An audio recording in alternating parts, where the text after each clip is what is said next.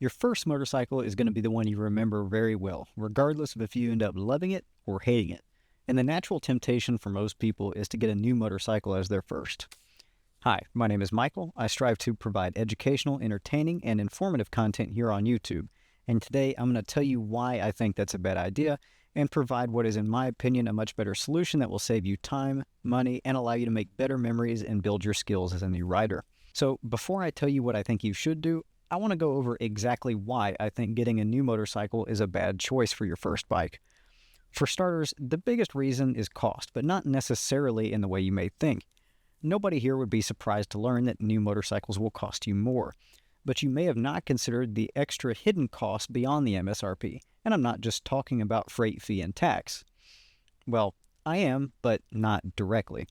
See, the real culprit here is depreciation. Like it or not, your motorcycle loses 10 to 20% of its value the second it leaves the dealership. So if you bought a bike for $10,000 at the door, it's now worth closer to $8,000, even with low or zero miles on it whatsoever. One reason actually is taxes and fees. It's no secret that you will pay taxes and fees at the dealership, but the person that you sell the bike to isn't paying those fees. You aren't a dealership. The level of trust is lower with you as an individual, and you'll never find someone willing to pay you above MSRP just because you did. Let's say the bike in question MSRPs for $8,500, and after taxes and fees, you pay that even $10,000 at the door. You put 0 miles on it, trailer it home, and decide it's not for you. Whoever looks at your $10,000 listing is going to see a bike not in the showroom for $1,500 over MSRP. Basically, the extra costs you pay to go through a dealer can't be passed on to the second owner, losing you thousands instantly. The second cost is the cost to fix it when you drop it. Like it or not, the amount of people who don't drop their first bike is almost zero. It is a machine that doesn't balance itself at slow speeds, and there's no shame in it whatsoever, but it will almost certainly happen regardless of how much self-control you possess. And when it does, you will have a choice. If the issues are just cosmetic, then you can choose not to fix it, further devaluing that $10,000 bike to around probably $6,000, or spend $100 to $2,000 putting it back in stock form. Before anyone comments that $2,000 is insanely high and in no way realistic, I promise you, as someone who had to write up crash estimates for insurance and customer pay, it is absolutely possible to achieve that figure just by laying it down, especially if the shop does the work. I've seen bikes that were totaled on paper run and ride perfectly fine up onto the flatbed and steer straight too. And while my opinions on salvage title bikes are a topic for another video, I do say that to say this. Dropping a new bike will cost you far more than dropping a used one, regardless of if you fix the damage or not. Lastly, interest and insurance. Interest is self-explanatory. If you can pay cash for a $10,000 first bike, that is awesome and all the power to you. But for most people, you will be making payments on this bike, making your $10,000 bike actually more than $10,000 by the time you've paid it off. As for insurance, if you're making payments, then congrats, because you're going to have to get full coverage, which especially on a new bike is likely going to suck. I know there are some exceptions, but for the most part, I promise you it will suck, and you likely will not be the exception. Lastly, tech. It is my opinion that new bikes make most riders over-reliant on technology that artificially hide gaps in knowledge and skill that only then present themselves when your rider aids can't save you. I'm not saying anyone is less of a rider or that you can't learn to ride if your bike has rider aids, but most new bikes have so much tech that it can be daunting for a new rider to navigate it all to the point of it being a danger or at very least making the riding experience less enjoyable to some, and most people won't realize this until they've already bought the bike. Now they have a bike they don't know how to adjust ABS, traction control, power modes, etc. on, and that can create a number of unfavorable and dangerous situations. So, with that out of the way, what do I think you should do? Well, in 2 words, buy used. There's several reasons people buy new, but almost all of those reasons are actually just reasons they don't want to buy used. Unfortunately, over the years, a lot of people have gotten on a soapbox and spread a ton of fear about buying used, but I want to address those fears and dispel some falsehoods while we're here. The most common by far is warranty. People want to be assured that if something breaks, it'll be covered for free. And while that is a valid desire, it is admittedly a bit pointless, and here's why. Firstly, while some will roll their eyes at this, I need to clarify what warranty actually is, because I've had to deal with many angry folks at the counter over the years who thought tires, service, falls, or even accidents were covered under warranty.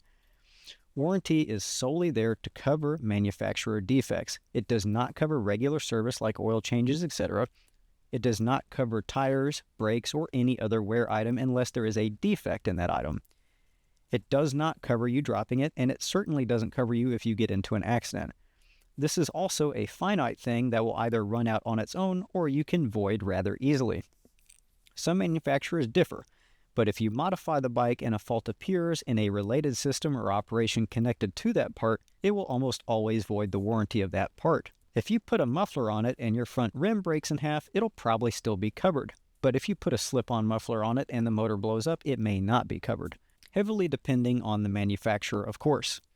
Also, while we're here, I'm actually going to say something good about the warranty. As a service manager, I got to speak directly with the manufacturers in warranty cases quite often to determine what would be covered, if anything. Despite what most people say, and again, it depends heavily on the company, the manufacturer is usually not trying to find any little way to deny your coverage. I will give a shout out to Kawasaki here because they were by far the best I dealt with in regards to warranty, sometimes covering things blatantly outside of date, mileage, or outright customer neglect. I'm not saying that Kawasaki will cover your stuff out of warranty, but I have seen it happen, and not terribly rarely. 9 out of 10 times, when you hear somebody complain that X manufacturer denied them coverage and is total BS, they're not telling you something that they did to cause it. That is absolutely going to be a video on its own because there's a ton of really interesting things about warranty stuff, but for our purposes today, just understand that yes, it may seem like it justifies buying a new bike, but in reality, it makes little sense. If you buy a new bike, let's say your warranty is 2 years and or 10,000 miles. If you have a legitimate defect at this time, it should be fixed under warranty, and in theory, if there's a defect, it should present itself pretty soon. If one happens outside of warranty, you're just out of luck and out of pocket anyways. So if you buy a used bike that's 5 years old and has 20,000 miles on it, it's already been through that, meaning if it had warrantyable issues, then it should have been addressed already, and it's gone 20,000 miles with presumably either no issues at all or issues small enough that it was worth it to fix. What I'm getting at is that if you buy a machine that isn't a pile of garbage, warranty won't really matter at all. Most people are also concerned that they may be sold a lemon. If you don't want to be sold a lemon, then find a bike you're serious about and ask to get it inspected by a dealer and offer to pay for it. If the seller declines, then there's probably something wrong with it, and if they take you up on it, then you'll have it inspected by people who are trained and have every incentive to point out any flaw in it. From the counter's perspective, I care less about selling you crap and more about making sure that we don't miss anything that's A, going to kill you, or B, going to cause you to come back and yell at me or leave a bad review. This practice is very common and gives you the dealer seal of approval you so desire without paying the thousands extra for it when buying a new bike. Also, warranty does not have anything to do with recalls. A recall is a known issue that is almost always safety related in some aspect, and the manufacturers are legally required to fix the issue, warranty or not. A recall never expires.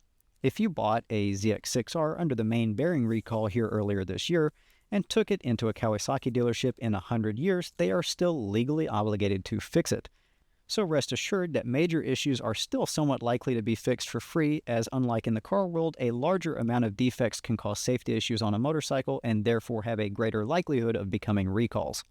The next most common reason people avoid buying used is the hassle and dishonesty people expect from a used seller. The whole process is just as hard or as easy as you make it, and my biggest recommendations would be number 1, the aforementioned dealer inspection. 2, if something feels off, it probably is. Number 3, if for some reason you cannot do the dealer inspection thing, then take someone you trust to inspect and ride the bike. Number 4, judge the seller just as much as you judge the bike. And lastly, only start the conversation with the seller if you're 100% serious about making the purchase. If you do all of these things, you'll have a pretty smooth process. The only people who get scammed, myself included, are typically ignoring one or all of those things. The process may seem daunting, but 90% of people are honest people, and 90% of bikes are pretty solid. Weeding out the 10% is the only real hassle, and it's a lot easier than most people think.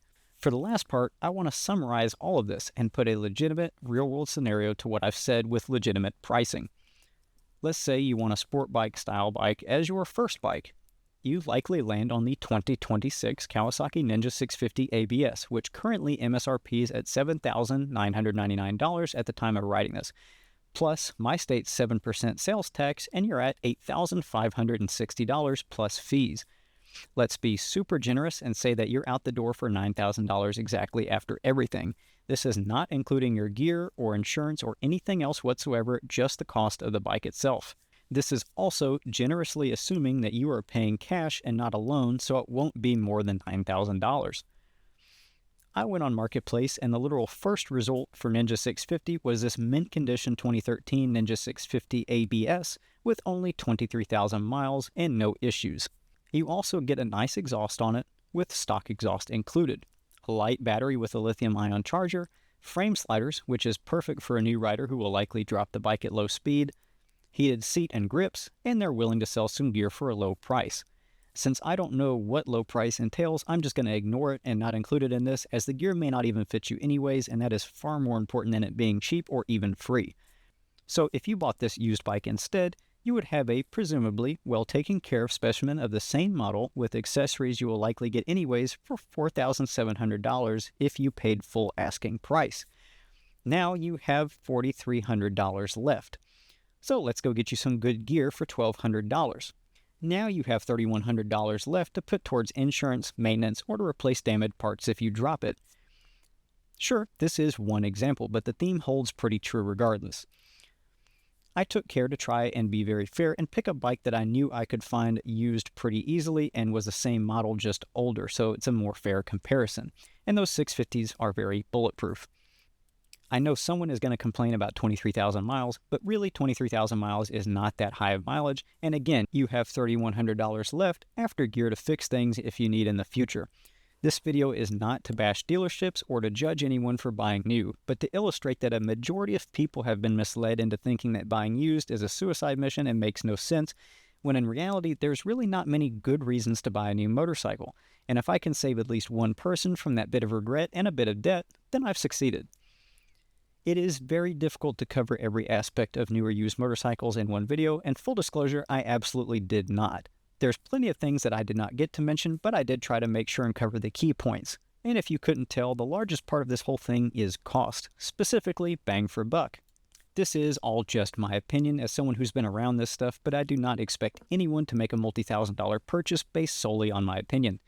At the end of the day, there are subjective things like peace of mind, and also things the used bikes can't account for, like a brand new model, that may mean buying a new bike makes sense for you. At the end of the day, the important thing to me is not what choice you make, but that you have been given the information needed to make that choice with confidence and you aren't left regretting it later. There are several topics in this video that really deserve a video of their own, so if you have any suggestions or requests, I'd love to hear it.